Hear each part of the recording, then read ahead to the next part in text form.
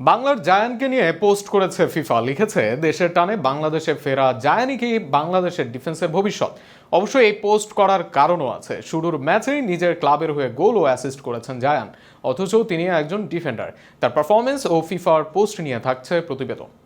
বাংলাদেশের জার্সি গায়ে এক তরুণ ফুটবলারের ছবি, আর তার সঙ্গে বিশ্ব ফুটবলের সর্বোচ্চ সংস্থা ফিফার অফিসিয়াল পেজে ক্যাপশন, শিকড়ের টানে ফিরে আসা জায়ান আহমেদ বাংলাদেশের ডিফেন্সের ভবিষ্যৎ।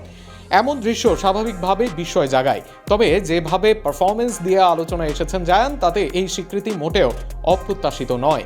দুবাইয়ের ঘরোয়া ফুটবল লিগে নিজের অভিষেক ম্যাচে দুর্দান্ত ছাপ রেখেছেন এই উদীয়মান ডিফেন্ডার। রক্ষণভাগে খেললেও আক্রমণে তার কার্যকারিতা ছিল চোখে পড়ার মতো। ম্যাচে একটি গোল ও একটি অ্যাসিস্ট করে তিনি দলের বড় জয়ে সরাসরি অবদান রাখেন।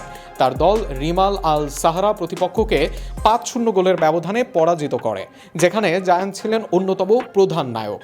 ম্যাচের শুরু থেকে আত্মবিশ্বাসী ফুটবল খেলেছেন জায়ান আহমেদ, তবে আসল জাদু দেখা যায় দ্বিতীয়ার্ধে।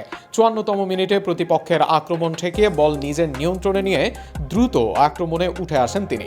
মাঝমাঠে সতীর্থদের সঙ্গে চমৎকার সমন্বয়ে এগিয়ে গিয়ে ডিবক্সের সামনে পৌঁছে ডান পায়ের শক্তিশালী শটে বল জালে জড়িয়ে দেন। একজন ডিফেন্ডারের কাছ থেকে এমন নিখুঁত ফিনিশিং সত্যিই বিরল। শুধু গোলই নয়, দলের আরেকটি গোলেও গুরুত্বপূর্ণ অবদান রাখেন জায়ান। নিজের অর্ধ থেকে দেওয়া তার নিখুঁত থ্রো পাসে স্ট্রাইকার সহজেই গোল করতে সক্ষম হন। এই অ্যাসিস্টটি তার খেলার দৃষ্টিভঙ্গি ও পাসিং দক্ষতারই প্রমাণ। ম্যাচ শেষে বিশ্লেষকরা তার পারফরমেন্সকে আধুনিক ফুটবলের আদর্শ উদাহরণ হিসেবে উল্লেখ করেছেন।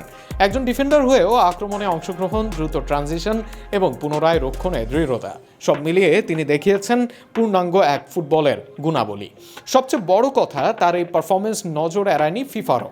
আন্তর্জাতিক অঙ্গনে এমন স্বীকৃতি পাওয়ায় স্পষ্ট, জায়ান আহমেদ শুধু সম্ভাবনাময় নন, বরং বাংলাদেশের ফুটবলের ভবিষ্যতের এক উজ্জ্বলতম নাম।